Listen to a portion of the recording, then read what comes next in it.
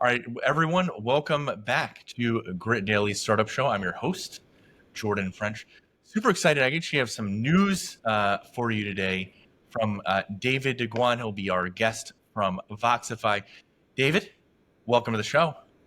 Jordan, it is a pleasure. Thank you so much for having me. I'm excited to chat with you.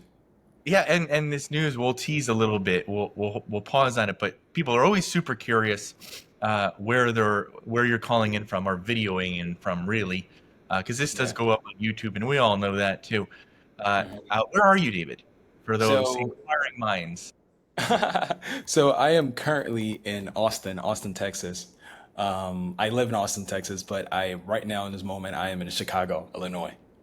Okay, I'm throwing us a little bit of a curveball. I would have guessed had you told me you were in Austin, I would have believed it. Um, who knew Chicago looked and these great Midwestern oak trees I know. looked so familiar or similar, I should say, Yeah. to Austin, Texas. But we've been teasing it for too long already. The news. So you recently joined a collective. I described it as the sort of UN of AI. Mhm. It is the AI collective. David, share more. Tell us who are uninitiated on Yeah. that. So the AI Collective is the largest AI community in the world. Have over 70,000 members, and we are in basically all continents except for Antarctica. And yeah, I recently just became regional director. The main initiative for AI Collective is to essentially be crusaders of AI and make sure that through their crusades, you're able to make impact in both the local and federal government.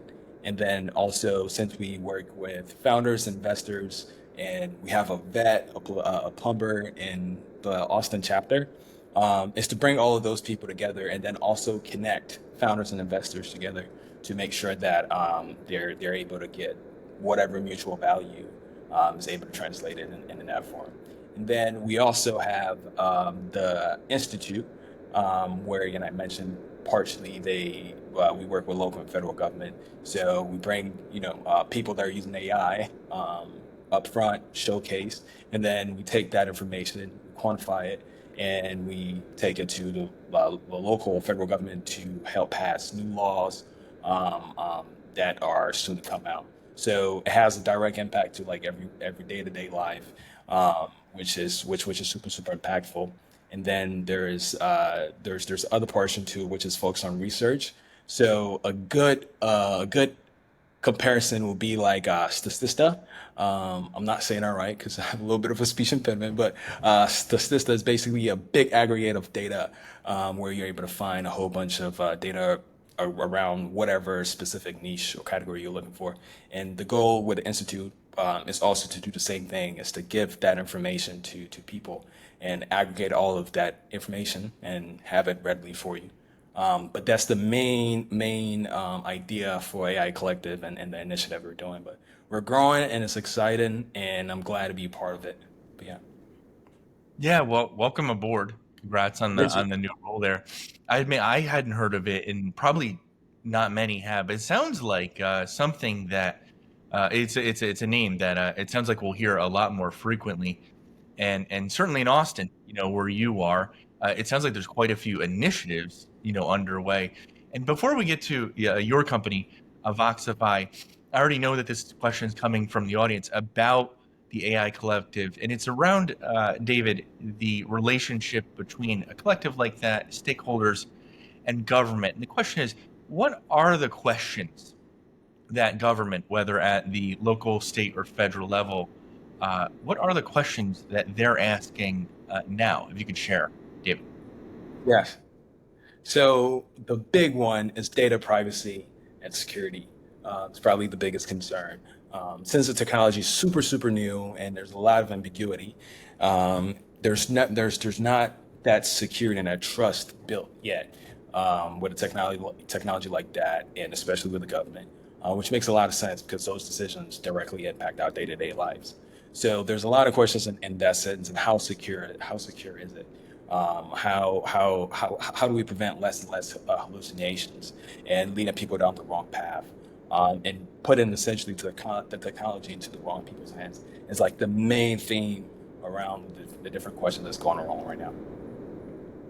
Yeah, definitely. I would assume also, stepping in the shoes of really any user of AI, right? Certainly there are sensitive categories, naturally, defense, medical. There might be others that are obvious. You can share those, David. But even at the sort of micro and even SME level, right? Whether you're, running small business, solo practice, an agency, you're one of the trades people out there. I think we'll definitely talk about that, running, for example, a cleaning company or plumbing outfit, still matters, right? There's a lot of data, and just globally, your thoughts on that, sort of like wrestling with that. Are there concerns overblown, David? Are there measures already in place?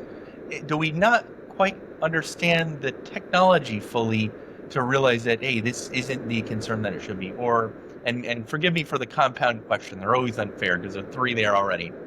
There are, or is the other way where all of these concerns and fears are well founded? Your take, David. Yeah, so I definitely think that those emotions are valid. And it's general human traits. If there's a lot of ambiguity, there's a lot of concern, which makes a lot of sense. In terms of if those concerns are valid or are actually true, that some of them are. And the thing is, and the main thing is to get the right people into those rooms to make those decisions. Is the main point. How I would picture is that this is not the first technology innovation that us as a species have encountered. And the most recent one that made a good enough boom is the dot-com boom. And with that too, there's a lot of concerns. People thought the world was going to end, and a similar type of flow that goes through, and it's inevitable. But now we're so used to it that it feels day in day out. And it's a combination of two things: combination of education and also proper decision making. Is what I was quantifying as. So I do 100% understand and the sentiment behind those, like the worries. But I wouldn't put it into a bucket where it's actually truly threatening for humanity. And how I see it is, again, just like these other tools, like Chrome or Google or any kind of like search engine, similar type of idea and same type of flow. So we should be good on that sense. And as soon as that we have both of those two, the education and then the right people in the seats that are making the decision, we should be in good hands. Yeah, it sounds like and to repeat this back to you a bit, David. Sounds like the sort of anxiety and paranoia, it's heard, it's valid, it's granted.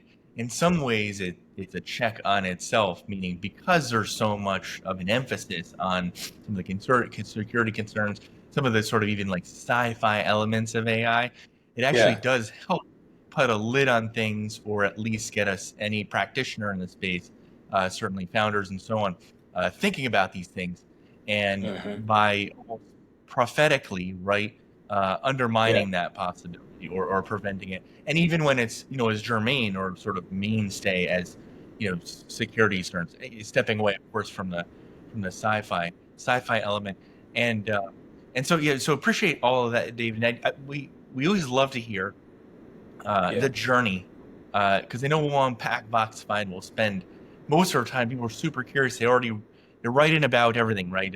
Pricing, Yeah. we'll definitely get to that. How you decide and determine that business model. Category design is always really interesting. It's such a fast moving space. But before we get to that, so people know you, well, David, I'm curious too. And for the audience out there, I don't know what David's about to say, but your own journey, because this is an interesting space to sort of just sort of leap into, David. It's perhaps just the bold and beautiful, out there. Just AI, let's take it by the horns. Yeah. For you, David. Oh, man, I love telling this story because it reminds me of The Alchemist, the book The Alchemist, and is a Paul Coelho. I'm probably butchering his name, but great book. And the reason why it feels like that, my whole life till this day, even now, feels like a journey where we're searching for our personal legend. And down the path, we get closer and closer. The best illustration I can think of is basically like climbing down a mountain, and you don't see the top of the mountain as soon as you start, and you only get to the sneak peeks the higher and higher you go. And my whole life is very, very long, but for the sake of the audience and sake of time, I'll kind of like put it together in like a paragraph or two. So it all started in Ghana. I'm born and raised in Ghana by my two parents. And I always had this urge and curiosity urge, because of the environment I grew up in. Both of my parents have entrepreneurial bugs in them. My dad by trade is a mechanical engineer. My mom right now is a proprietress, for her school. And so I've always surrounded by those people. My uncles are in business, family, cousins, everyone has been around there. So to me, it was a way of life. And I always have thought of different ways to either maximize potential or decrease inefficiencies. And Well, I can think of when I was younger, I used to sit like at the dinner table with my mom, and we used to like either budget money, which was super, super insightful. So the idea of profit and loss at a young age was instilled in me, which was really, really nice. But the real aha moment for me came, when I was about, I'll say 7, and we used to travel a lot, into like the village. Not a lot. I'll probably say like maybe like once a quarter or so and so forth to the village called Yanabasa, where my mom's side of the family's from. Her mom, my grandma lives there and is from there. And we used to go there to just go pay visit. And this one time, my grandma has a kiosk in front of her house where she sells like little knickknacks, like milk or like tea bags or some like sugar, small little condiments that you need. And there was a little kid that came in and wanted to purchase a can of milk. And he didn't have enough money. My grandma gave it to him, and he went on by his side. He came on a tire though. It was a tire where like kids back home in Africa put sticks in it and then they act like it's a car in a sense. And I always had a car fantasy, a big engine hater and a gearhead. So I thought that was cool. So I decided to follow him, and we went around, had a blast. I came back. My mom wasn't too happy because my shirt was dirt. It was full of dirt, and it was a very silent car ride back home because she was very mad because it's a new shirt, and she told me many many times not to dirty, and I dirtied it anyway. So on the way back, I had a lot of time to ponder because my mom was didn't want to talk to me for good reasons. And I was thinking about the discrepancy between his life and our life. By no means were we extremely wealthy. We did fine. We were able to survive and able to, help others too. And I was thinking that it's kind of unfair for the discrepancy of his life, how he lives right now versus how we did. I was born and raised Catholic, and I was in the process of being confirmed, and the process of being confirmed for my fellow Catholics there. You got to go to baptism and Holy Communion and confirmation, and you get like a mentor, so which kind of like guides you through, teaches you, pushes you on the right path. So I asked her, how does one make the most money? And the reason why how I got to that was because I knew that the main reason for that was resource thing was monetary resources, and I knew that for me to get that I have to work. So I asked her, I was like, hey, how do I make the most money? And we went to a cafe. It was right after like a class on like a Saturday, and we went to this cafe. Cafes back home are basically like a shop with a whole bunch of computers with access. And we went on one of those computers, went on like Mozilla Firefox or something like that, and we Googled, or I guess I don't know what the term is, but we searched on the internet for like the best jobs, and we narrowed it down to two options. So either be a cardiovascular surgeon or be a soccer player. And Jordan, I was a chubby kid, so playing soccer and was not the best route. But I still tried it. It didn't last long though. Also considering the fact that I also have ADHD and I have a hard time focusing on stuff that I don't find interesting, didn't make it a good play. So I decided to move from there, and then from then on, I actually have a picture. I think I might be able to send it to you. I kind of show this picture because it was kind of like a surreal moment for me. David, Say it if one it's more time. printed, hold you show it on screen. You can lift it right up. We'll be Yeah. able to see. Yeah. You can Okay. send it to you later as well, but we like these things. So here's the picture. I don't know if you can see it. It's a picture of me, and then I actually, funny enough, found the same jersey, like I don't know, 10, 20, however much years later, and I actually found the same Drogba, it's Didier Drogba, was from Cote d'Ivoire, but he played for Chelsea. Anyway, so I was full blown into it, and but didn't work out. So from then on, I decided that all right, I'm going to be a cardiovascular surgeon.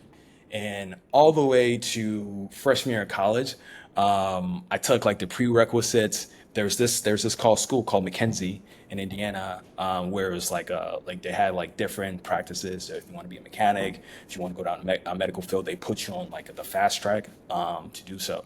So I did all of that, and then freshman year of college, I had this aha moment. I don't know why it took me that long, but I finally had that aha moment where I was like, I don't know if it makes sense to spend 14 years or 14 extra years in college and make, I don't know, maybe like half a million a year, but probably half a million in debt. So I decided to pivot. Again, I'm African, so I have African parents. So I needed to find something that was good, was adjacent. And there's this joke that goes in an African community that like African kids have like three options when it comes to career. It'll be a doctor, engineer, or a lawyer. So I found nursing, which was close enough in the medical field, and pursued it.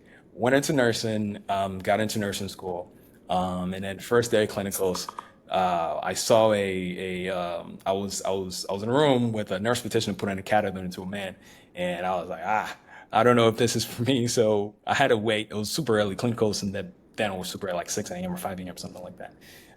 So waited till like 9 a.m. Went to my advisor's office, like, all right, I don't think this is really for me. So can we go ahead and switch? So I switched to biotech, and I had a transfer school, and I went down the path, corporate path, and got into startup. Uh, Actually, even before I even got into corporate, because a lot of my friends had that butt. And I used to like sell shoes, like I used to, used to save lunch, my lunch money, and like drink my other like companions like drinks, like milk or whatever, so I can save the money and then use that money to buy like headphones or something and flip it to shoes or whatever, so on and so forth. So I always had that bug. But I decided to move to Charlotte to work with a friend of mine from since in college to build this company called VSN. And from there, I was the CTO there, worked there for about a year, and then I decided to pivot to Voxify and start my own company. So, in a high level kind of answer your question, super long winded answers, but hopefully it provides a little bit of clarity in terms of like my background and how I grew up. Um, but yeah, We love it, David. One thought I had since you mentioned The Alchemist. There's a book you might have read it. I'll just say the title. It's The Boy Who Harnessed the Wind. You heard of this? heard it I before. know movie. Possibly, maybe it could relate more to, or your dad maybe as an ME, as a mechanical engineer might relate to it even more. Yeah. But I could we could easily look it up after the show as to Yes. where it takes place. But it's on the continent, and I don't believe it's in Ghana. But it's he eventually, essentially, just sort of resourcefully turnkeys his way into creating a windmill, essentially like a water pump windmill. Saving crops essentially that he was trying to grow, or at least make it more reliable system. A lot of your stories, particularly early on, the on days, including this the vintage of the tire, let's call it the tire enabled boy who you accompanied when you were 7. That sort of ingenuity, the resourcefulness when it's there. Some of it's innate. That's certainly, you called it a bug. Maybe it's a feature, right? To be resourceful, and Yes. similarly, very close cousin to resourcefulness, right? Like sort of entrepreneurial. Often we see that a lot too on the micro, right? The sort of yard sale, garage sale, flipping product, and enjoying the process of of the sale, enjoying the process of the P&L to some degree, some more than others. But the idea of, hey, these are all voluntary transactions. What a great feeling, right, for people to get where they want to be without Hmm. being forced to. Yeah. And some of that is really sophisticated stuff, right? Like rocket engineering, right? And perhaps some elements of AI or LLMs, right? And Hmm. some of it's as simple as flipping, shoes that are already made or headphones, like you described. So it sounds like the DNA is in there. Often we also find it sort of manifests itself at some point anyway, David. Hmm. But to come full circle, The Boy Who Harnessed the Wind, I'm almost certain that's the exact title. Probably your dad would love it. Maybe you would too. I'm not sure. Maybe both of you, but one to add to the reading list. Hmm. Next to the Alchemist on the shelf. So that's my contribution to that. But I super appreciate that background. And it was at Purdue. You mentioned McKinsey, and then it was at Purdue though where you studied. Is that right? So I went to Ball State University, and then I went to Indiana University, Purdue University. But See, yeah, but the McKinsey program was part of a high school program that they had at Lawrence Central High School. Go Bears! But yeah, that's the general idea of it. Is it was like a high school program that I was part of. got it. Yeah, Purdue must be stamped on just absolutely everything in Indiana at this point, based on Yeah. that. Based on that answer, and that brings us to Voxify. And before we dive in, and what's coming, and we can totally nerd out because people have a lot of questions. Oh, or frequently are there are questions on pricing and business model and how you do category design. And I mentioned that earlier, but the Hmm. name pretty unique, kind of cool. Reminds me Yeah. of Voxer, the iPhone turned walkie-talkie of, maybe 15 years ago. Rest in peace. I don't believe since anymore. But what's behind that name, David? Man, that is a good question. So the idea behind the name was Aurora is mainly powered by voice, and the reason why we went that route is because that's how we humans communicate apart from like just gestures and motion. It's the second most applicable way that we communicate. So voice was a big part of that. And there's so many things and so many different scenarios where you can type or text it, but you can say it out loud, and you can understand the sentiment via voice than text or so on and so forth. So we wanted voice to be like the main core product that we created, and then have other forms of communications attached to it. So that's the whole idea of Voxify. Vox is Latin for voice. So yeah, that's where the name comes from. So we just want to power voice. That's basically it. Yeah, appreciate that. And then how do you identify what is sort of daunting challenge, right? How do you identify, what you want to do within the field of AI? And first of all, I'll repeat this back to you, right? This is sort of a relatively universal tool. It's not specific to any industry necessarily. Or certainly better fit users for it. But how do you go about sort of reverse marketing that, David, to sort of understand and answer that question? Hey, where do I start, David? Yeah. So in terms of where do you start? Are you referring to like as a customer, as a user, or as an investor or a partner? Yeah, exactly as a founder, there's so many sort of like litany of directions you could go in, just even with existing tools, right, Mm, in AI, and go find a market and sell into it. yeah. How did you identify this particular one as, hey, here's a ripe opportunity, I'm gonna go at it? Man, that's a great question. So it started with a lot of work. So we talked to about over 200, like close to 250 prospective customers, and just to do user research and user feedback. So from there, initially I got the idea working at the previous company because we didn't have any customer support, and which means that projects were taking super long to get done.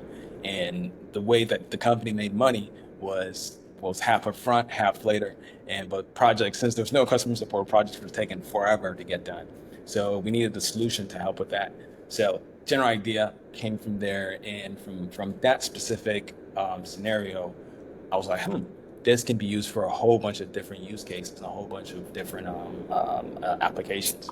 So from it initially started, it was like, as every entrepreneur, all right, what's the fastest way to go ahead and bring in some revenue or whatever. But this time, I took a step back, and I knew that this was like this was the intersection that I personally been looking for, to go back home, because I would go back home and help out the 7 year old with a tire. And I wanted to make sure that this technology was built in the intersection between the humanities and the sciences. So spent a lot of time talking to customers, prospective customers of all different sizes, even competitors, and finding different ways to talk to competitors in a non so flagging way. So we come to find out that 99% of businesses that are in the United States are small businesses. And we also come to find out that 50% of the 99 are service-based businesses. And what was truly shocking to me was that almost 50% of our GDP as a country come from small businesses, which was super interesting. And then from talking to our competitors and also talking to some more users, come to find out that that market is super underrepresented, and there is not a lot of help coming through and helping those type of companies. So I decided that, all right, I think this makes a lot of sense. And considering that I come from a background of working with small businesses, it made sense. It felt right at home. And basically, I was able to create technology that both helped me out, but mainly help other people out, help out 99% of businesses in the United States. So that was the whole idea of us targeting that's like small business in general. It's because of that. It's because they're super underrepresented, and they definitely need tools like this to be helped out for them to make it. Yeah, certainly. And to repeat this back to you, David, so we fully understand it, it sounds like you identified a pain point at your prior company. VSF, I believe, was the acronym Yes. VSF. Out of Charlotte Yes. was your business partner. Mhm. VSF. Sorry, Yes. F. Visual Solutions Nexus. Yes. Yeah, there. I like it. I like it. But identified a pain point there on the sort of customer journey, customer relationship front. Sounds Mhm. like the back half of payments, like in some sort of uh, AR, right, was MIA for usually, it sounds like a lot of time, or perhaps somewhat permanently, because of the relationship experience, right? And that found a pain point right at VSF. Does VSF use Voxify software? Super curious. And I know I'm putting you on the spot here, but Yeah, no, you're good. So we have a working relationship okay. where is that there is used to power some of their tools, but yes, not directly. And yeah, Sounds like a great guinea pig, given the given the yeah, experience and the relationship. And so, just so we get a scope of the size of the business at this point, and sort of where you are in terms of like the commercialization, you know, folks are going to come, audience is going to go from the podcast and the article, Apple News and Grit Daily and so on, to Hello Voxify. Check it out. How big is that sort of customer universe right now? Just so we get a feel for it. How many are in trial, and or if you can share that are signed up and yeah. using this, David? So right now we're doing, last I checked the report, we're doing over 20,000 calls in a week. And we are in a range of different businesses, from window cleaning companies to consulting companies to printing companies, to even like law firms and so many other more. So we're in a diverse group, and like we're doing a bunch of calls like each week, to make sure that we have a bunch of experience in our hands to fully properly launch the company. And can you share some data on what that sort of need is that you're solving for them? Are they just simply reaching you guys, or on referral, calling in and saying, hey, like, totally can relate, we have an issue with call volume, the 24/7 aspect, or is it something else? David, shed some light on that. Yeah, so it is definitely that they have the problem, but majority of case they don't know that it's a big enough problem, until, because they go the traditional route of solving it, and then they end up in the same cycle, having to deal with the same exact problem. So in terms of like where who we're working with and how we're working with them, and if they know of the problem, how they find us, and how they find us about. is mainly through partners, and we spend a lot of time building a strong partner network because during our 200 plus, 250 plus like research, we found out that they buy from partners, they buy from their consultants, they buy from their like the chamber of commerce, and those leaders or those leaders of groups is who they get the insights from. So first, we wanted to make sure that we have a good partner network, and then also build the trust with them because they're on the line, their reputation on the line. So we want to make sure that if we're finding we're looking for a partner, it's a really good partner that fits the criteria, is trustworthy, and the same thing on our end, that what we're delivering, we make sure we can deliver and even go above and beyond to make sure that like this is the best offer. There's a joke I usually tell my clients is that like I want you to use this, and I want you to go to like either your dinner table at during dinner, and then brag about us because you can't stop talking about us because it's that good. So that is the goal and the expectation that we set for ourselves with every single customer. So yeah, Yeah, absolutely. Sounds like you're significantly underway. Some AI companies we talk to on here are different stages. Not that anything's wrong with that, but you're sort of well down the road. And then in terms of sort of like what's under the hood, we'll get to sort of model and pricing and that sort of thing, because everyone's always curious about that too. Just next, but in terms of like what's under the hood, could you share more, sort of like how you developed, sort of what the AI does, David? yeah. So how we developed is that I have a background in cloud architecture and technology operations in general, certified cloud architect. So I have a bunch of knowledge and have worked with companies to build their cloud infrastructure and their general technology infrastructure in general. So we wanted to make sure that we follow the same exact protocol and structure when we're building this. So in terms of like the technology is built on the same technology that some of like the biggest company uses, like Netflix, even like Twilio, or even like a Dialpad or any of these bigger names. We use the same exact technology, and then we have our own voice over IP system that we made to allow for some of the functions that we create, such as you're able to text your email address or your address in the phone while you're on the phone with our assistant, which is like before you will have to like spell out your email over the voice, and even with humans it gets super frustrated in communicating that across. So we create our own voice of IP system, so we're able to create functions like that, and that's one of many functions that we have. Yeah, that's a little bit about leading it under the hood. Yeah, really useful. And then you mentioned a function. We're always curious about this too. Uh, are these systems able to learn? For example, let's say you mentioned 20,000 calls. Uh, for example, will the answers or questions that the AI asks or agent asks be different, perhaps, David? Or maybe a better way to ask that question is, will it sort of learn human behavior or improved responses based on more and more data fed to it in terms of how to answer a question well or quote better? David? Definitely. So we are a smart telecommunications company inspired by AGI. So that self-improvement is super, super important for us, and it's been an idea when I was coming up with the first thesis of the company. Um, because I try to find a way make things super super easy. I tell my coworkers this all the time is that if it's not as easy as a fifth grader can use it, then I don't want to use it at all. So everything that we do is to make sure that it's super super streamlined and super super super super seamless in that sense. But yeah, that. Uh, Yeah, exciting directionally. And then I mentioned earlier twice now, we'll dive in on the pricing topic just to sort of not bury the lead here. When the audience goes to Hello Voxify, they want to check this out. Looks like they see a sort of a free trial option. But just before we sort of dig in the weeds, I'll just make it a question.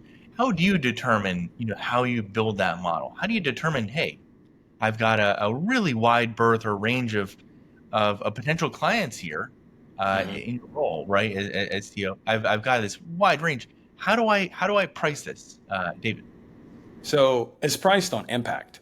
And it's priced based off of not purely because of profit, even though we're a company and we have to pay for things. We price it in a sense where we want this to be the most useful tool ever, and we know that from impact comes all the other blessings, including revenue and capital and so on and so forth. So we wanted to make sure that we put it in a position where it's super, super affordable. And it's partially inspired by Mark Cuban and costdrugsplus.com, where he basically eliminates the big pharmaceutical giants and gives the price of like these medicines to as close to as cost as possible. So it's powered in the same sense and inspired in the same sense to make sure that end of the day, the main goal is impact, and the main goal is to really redefine what this looks like. And a lot of small businesses are struggling. So we want to make sure that this is like a no-brainer solutions where we're not digging into their pockets to like help them out, because we can justify that 100%. The value is apparent, and it's a no-brainer. But again, impact is what we're chasing. But yeah. Yeah, and it sounds like there's some accommodation there, and we can get to that, towards the end, how people can reach you if they wanna try this or have some other idea related to it. Um, certainly, I am getting the green flag from our editor, which brings us towards a conclusion on this episode. That said, David, I definitely want to give you the last word for the audience. This has been amazing. Thank you all. You can find us more about us at LinkedIn at Voxify, and then our website as www.hellovoxify.com, and me personally at David Duguan on LinkedIn. And yeah, that's it. I Yeah, appreciate it, man. It's so much pleasure. yeah, and lovely having you, David.